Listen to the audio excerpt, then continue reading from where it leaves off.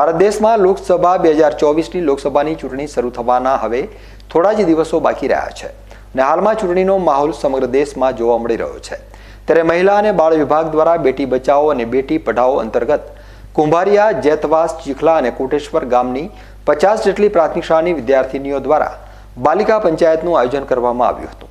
આ કાર્યક્રમ Jayaben Vanzara, councillor, police station Danta, Govabhai Dungaicha, સરપંચ કુંભારિયા ગ્રામ પંચાયતના અધ્યક્ષસ્થાને યોજાયો હતો।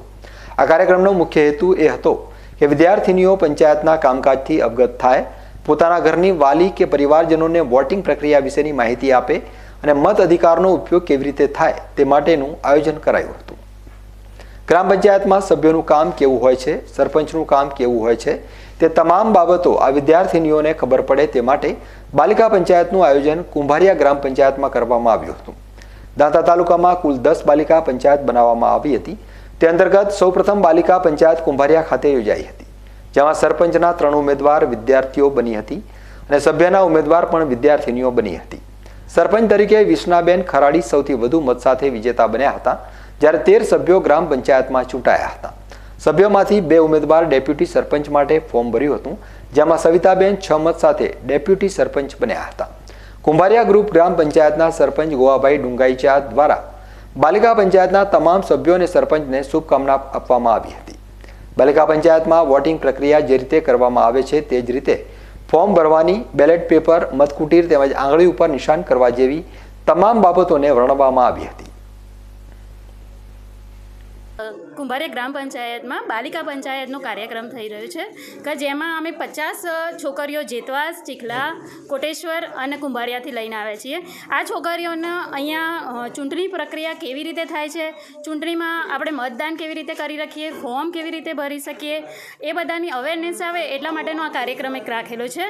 બીજું કે હવે ટૂંક સમયમાં ચૂંટણી આવી રહી છે, તો આ દીકરીઓ આજે ચૂંટણી જોશે કે ભાઈ આપણે ચૂંટણીમાં ઊભા રહીએ, સભ્ય બનીએ અને પછી ગામના કેવા કાર્યો કરી રાખીએ, તો એ ઘરે જઈને એમના વાલીઓને પણ કહી રાખશે કે આપણે મત આલવા ચોક્કસ જવું જોઈએ અને કોઈ યોગ્ય વ્યક્તિને એમ કે આપણે મત આલીને પસંદ કરીને એને સભ્ય તરીકે ચૂંટવો જોઈએ। આ મેન આનો આજે ઉપદેશ છે કે બાલિકા પંચાયતનો। અને બીજું કે આ કાર્યક્રમ થ્રુ અમારી છોકરીઓને ખરેખર ઘણું બધું જાણવા મળશે અને ભવિષ્યમાં એમને પણ એમ કે કોઈ દેશની સેવા કરવા માટે આ રીતે ઉમેદવારી નોંધાવી હશે તો એ માટે એમને માર્ગદર્શન આજે મળી રહ્યું છે। જે બેટી બચાવો બેટી પઢાઓ અંતર્ગત મહિલા અને બાળ વિભાગ દ્વારા થઈ રહ્યું છે, જેમાં કોટેશ્વર, ચીખલા, કુંભારિયા ગામની જે દીકરીઓ છે એ શાળાની દીકરીઓ અહીંયા પાર્ટિસિપેટ થઈ છે। અને આ બાલિકા પંચાયતનું બનાવવાનો હેતુ એ છે કે દીકરીઓ ગામના પ્રશ્ન પંચાયતના કાર્યોથી અવેર થાય અને પંચાયત સભ્યનું કામ કેવું હોય છે, સરપંચનું કામ કેવું હોય છે એનાથી જાગૃત થાય અને હવે નેક્સ્ટ જે ચૂંટણી આવી રહી છે એનાથી બી એ લોકો અવેર થાય કે ચૂંટણીનું કામ કેવું હોય છે, ચૂંટણીમાં વોટિંગ કેવી રીતે કરવું અને એના વાલીઓને પણ એ જાગૃત કરી શકે। અને આપણે દાંતા તાલુકામાં 10 બાલિકા પંચાયતો અત્યારમાં બનાવવાની છે।